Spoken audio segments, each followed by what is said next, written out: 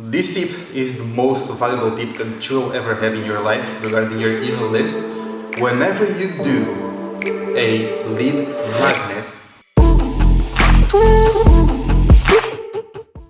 okay, so I was doing a live training here at the Blackbird, my company, and you'll notice that the environment is a little bit different today, but I'll be going back in the next video.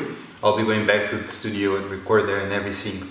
But I want to share all the information, and also I'll create basically a playlist that you can watch them in sequence like a normal training. Now, what we're talking here today about is how you can create an email list. An email list is literally the #1 asset that any business, any person that works online should have, because your email list literally is what people in digital marketing call is your money printing machine, because once you have an email list you can basically create your marketing directly to that person that give their email. Now, this training, the reason I created this training for the people that were here is because a lot of people complain that the space of email marketing is really crowded. So I wanted to give a way of actually share the strategy that we use here in my company at the Blackbird that allow us to basically keep having great results with email marketing.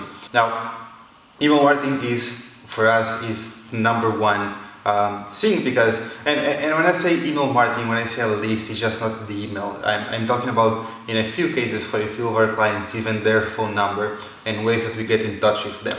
So the list is just a way for me to say a lead, right? Now, the email list is the most common one, but you nowadays have Facebook bots, you have WhatsApp, for example, you have different ways of doing this. Our preferred method still email, because if you done it correctly, if you done it right, it works like a charm. So what I want to talk today about this first video is how you can actually get people to your email list. So the entire training will be from the very basics on how to build and grow your email list to the final steps, that is actually using that email list to actually make money. Now, the first thing that we need to cover when we talk about an email list is the lead magnet. Now, what is the perfect lead magnet? Now, I have this board here behind. Then I'm going to step out of the frame a little bit and you will take a look at everything. If you want, you can pause the video and then I will explain what this is. Now, before we go into this, why you need a lead magnet? So, when I think about creating an email list, I think about being a golf player. If you're a golf player and then you, what most people do in the digital marketing realm is that people go and they swing and they try to hit the hole, right? And then once they fail, they try to swing again and then they try to hit the hole. And they repeat that constantly. And that is what people do when they try to acquire new clients for digital marketing. They are just swinging the ball and try to hit the hole. Eventually it will work, but it's not the most, it's not the best way to do it. So what we do is we do exactly what pro golf players do.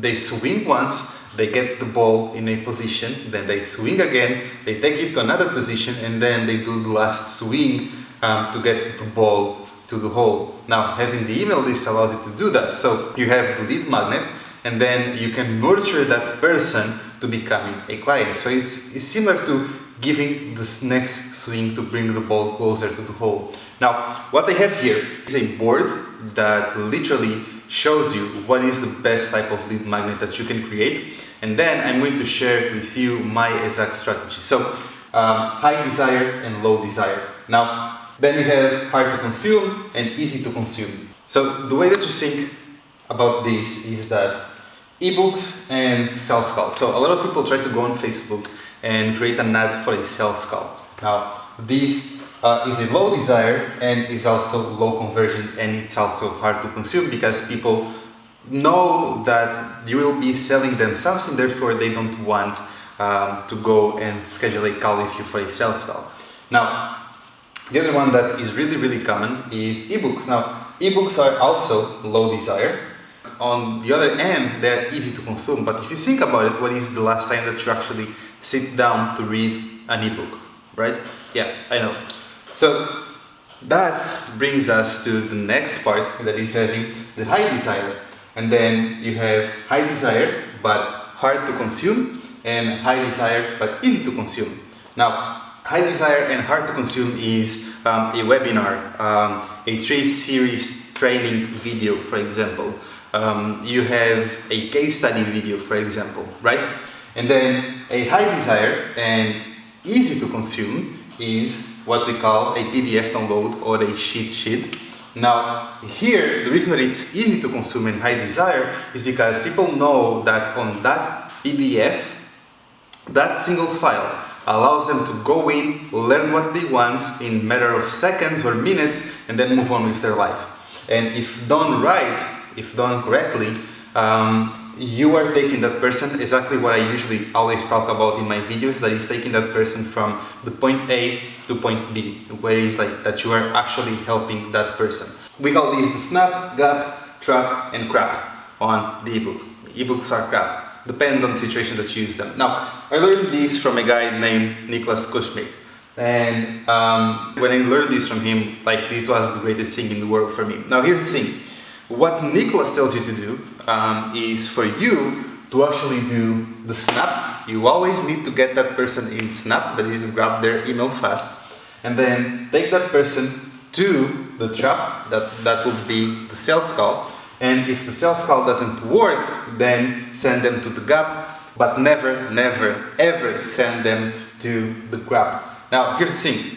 That sequence works like a charm. If you send people from your cheat sheet, and then from here, at the end of it, you have a call to action to actually let them have a call with you, or you have them in an email sequence that actually makes them have a call with you, then that will probably send them to the call because you already helped them. Now, if that doesn't work, then you try to convert them to the webinar or for the free training series. Now, here's the thing. For my agency, I use it to do this. For my agency, I use it to have a cheat sheet that was for how to create your first Facebook ad and actually get a conversion from there.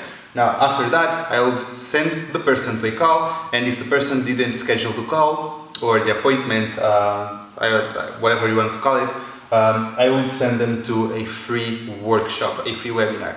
Now, here's the thing. This works amazing when you have a cold audience. Now, what happens when you already have data, when you already have people going in your website, when you already have a lot of traffic in your website, and that is the most cases for my clients, for example.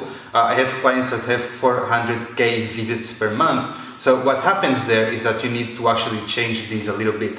And the sequence that you will do there actually is you are going to send them directly to the webinar, because these are already a warm lead, because they already know you, they already visit your website. But again, they have, like, for example, this client of mine, they have like 400K visits per month, but not the 400K gave them their email, or they're not in a conversation with them. So what we do is we send them to a free training, a live webinar, for example, and then from there is where we send them to actually to the trap. So we just eliminate the gap because they already know us, they already know who we are. Now, in your case, whatever it is that you're doing, if you want to start with your lead magnet, I will do the version of snap, trap, and then gap. Now, here's the thing. The last tip that I want to give you in this video is one thing that you need to have in mind is your list, the quality of your list, that you actually enroll them to that list.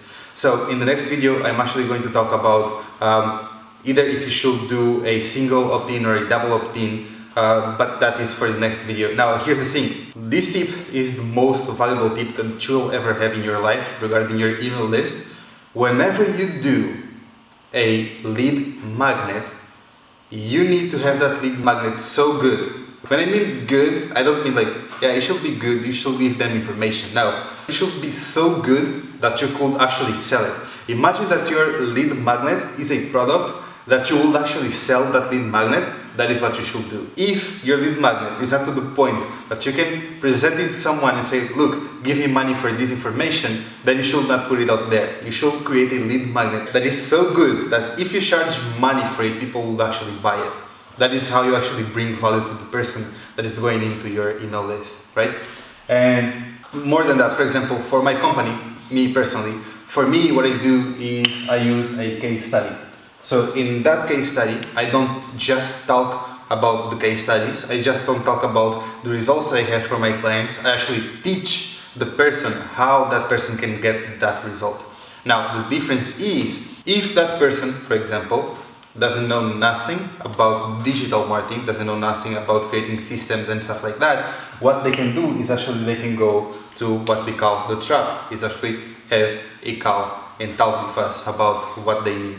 So think about that. If I was going to, I could grab that case study and I could sell it.